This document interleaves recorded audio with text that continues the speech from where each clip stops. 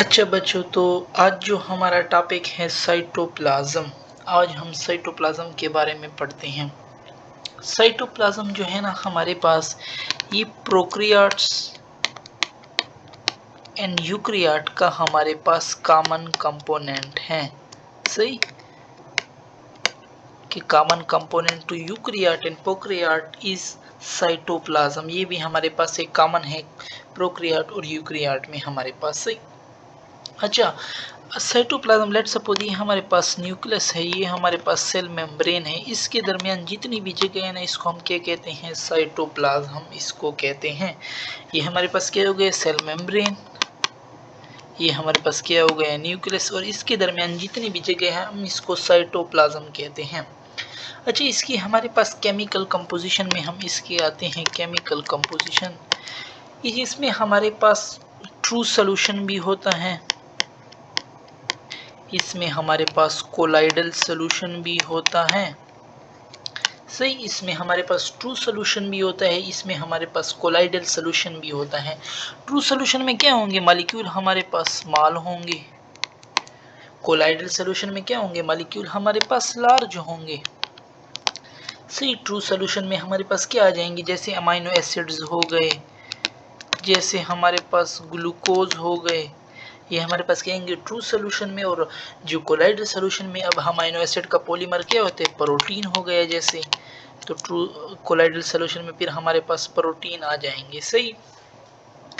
अच्छा, अब एक वो होता है कि अगर हम एक सेल ले लें और उसको हम विदाउट सेल वॉल कर लें, उसके सेल वॉल हम हटा दें, तो उसको हम क्या कहते हैं? उसको हम प्रोटोप्लास्ट कहते हैं। सही, उसको हम क्या कहते हैं? उसको हम प्रोटोप्लास्ट कहते हैं। Cell without cell wall is known as protoplast. यानी प्रोटोप्लास्ट की क्या कॉम्बिनेशन है? प्रोटोप्लास्ट में हमारे पास सेल मेम्ब्रेन आ जाएगा और साथ में हमारे पास क्या आ जाएगा? जो प्रोटोप्लाज्म बच गया है नीचे। सही, ये हमारे पास फिर प्रोटोप्लास्ट की कॉम्बिनेशन हो जाएगी। अच्छा, अब साइटोप्लाज्म में हमारे पास दो पार्ट आ जाते हैं, साइटोसोल एंड साइटोजेल। जो हमने बनाया एक बीच में न्यूक्लियस, ये सेल मेम्ब्रेन। ये जो सेल मेम्ब्रेन वाली साइड है ना, इसको हम क्या कहते हैं? इसको हम साइटोजेल कहते हैं। सेल मेम्ब्रेन वाली साइड को हम क्या कहते हैं? Cytogel. And it is more viscous, ये बहुत विस्कस होता है, यानी जेल लाइक होता है। विस्कस, गाढ़ापन बहुत ज्यादा होता है इसका हमारे पास। और जो ये न्यूक्लियस की तरफ साइड होती है ना, ये हमारे पास साइटोसोल कहलाती हैं। और ये हमारे पास लेस विस्कस होती है, वाटरी फ्लूइड की तरह हमारे पास होता है। सही। क्यों हमारे पास ये लेस विस्कस होती है? क्योंकि इसमें हमारे पास 90% वाटर होता है। कितने परसेंट वाटर होता है हमारे पास बच्चों? 90% हमारे पास वाटर होता है। अच्छा, तो साइटोप्लाज्म के फंक्शन के बारे में हम आ जाते हैं कि साइटोप्लाज्म का फंक्शन हमारे पास क्या है। साइटोप्लाज्म का जो सबसे इम्पॉर्टेंट फंक्शन है ना, वो हमारे पास स्टोर हाउस। किस चीज का store house? Store house of vital chemical.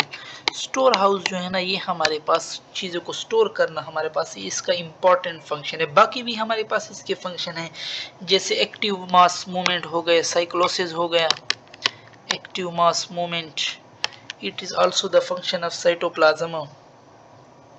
और बाकी एक्टिविटी जैसे यहाँ पे हमारे पास होती है, जैसे ग्लाइकोलाइसिस हो गए, वो भी हमारे पास साइटोप्लाज्म में होता है। वाइटल एक्टिविटी हो गई, ये भी हमारे पास इसके फंक्शन में हमारे पास आ जाता है। सही। अच्छा, साइटोप्लाज्म में अब हमें पता है कि प्रोकैरियोट का, हमने कहा था कि साइटोप्लाज्म प्रोकैरियोट और यूकैरियोट में सेम होता है, लेकिन फिर भी इसके अंदर जो मटेरियल होते हैं ना, उनमें डिफरेंस होते हैं। लेट सपोज जो प्रोकैरियोट का साइटोप्लाज्म है ना, प्रोकैरियोट का, उसमें हमारे पास साइटोस्केलेटन नहीं होता। सही। उसमें हमारे पास मेम्ब्रेन बाउंडेड ऑर्गेनेली नहीं होते, मेम्ब्रेन बाउंडेड ऑर्गेनेली एब्सेंट होते हैं हमारे पास।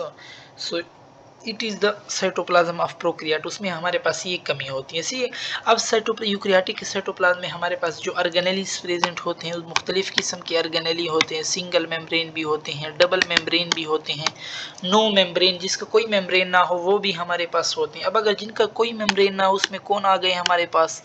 जैसे उसमें हमारे पास आ गए राइबोसोम, उसमें हमारे पास आ गए न्यूक्लियोलस, उसमें हमारे पास आ गए सेंट्रियोल्स। सही, इनकी मेम्ब्रेन हमारे पास नहीं होते। जैसे अब हमारे पास आ गई सिंगल मेम्ब्रेन।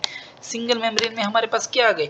सिंगल मेम्ब्रेन में हमारे पास आ गई एंडोप्लाज्मिक रेटिकुलम। सिंगल मेम्ब्रेन में हमारे पास आ गई गोल्गी बॉडी। सिंगल मेम्ब्रेन में हमारे पास आ गए लाइसोसोम। सिंगल मेम्ब्रेन में हमारे पास आ गए पेरोक्सिसोम। सही, सिंगल मेम्ब्रेन में हमारे पास आ गए वैक्यूल। और वैक्यूल की मेम्ब्रेन को हम क्या कहते हैं? टोनोप्लास्ट। द मोस्ट इंपॉर्टेंट, बहुत ज्यादा रिपीट हुआ है ये एमसीक्यूज, टोनोप्लास्ट। वैक्यूल कभी सिंगल मेम्ब्रेन होता है और इसकी मेम्ब्रेन के लिए एक स्पेसिफिक नेम यूज होता है, टोनोप्लास्ट। अब हमारे पास डबल मेम्ब्रेन भी तो यहाँ पे हमारे पास ऑर्गेनेली होते हैं, डबल मेम्ब्रेन। डबल मेम्ब्रेन में कौन आ गए? जैसे हमारे पास हो गया माइटोकॉन्ड्रिया। सही, डबल मेम्ब्रेन में हमारे पास कौन आ गए? माइटोकॉन्ड्रिया। जैसे हमारे पास डबल मेम्ब्रेन में न्यूक्लियस आ गया। जैसे हमारे पास डबल मेम्ब्रेन में प्लास्टिड, क्लोरोप्लास्ट। सही, तो ये हमारे पास डबल मेम्ब्रेन ऑर्गेनेली थे। सो यहाँ पे हमारे पास साइटोप्लाज्म की भी डिस्कशन खत्म होती है। इसके बाद जो नेक्स्ट टॉपिक होगा इंशाल्लाह फिर वो हम पढ़ेंगे।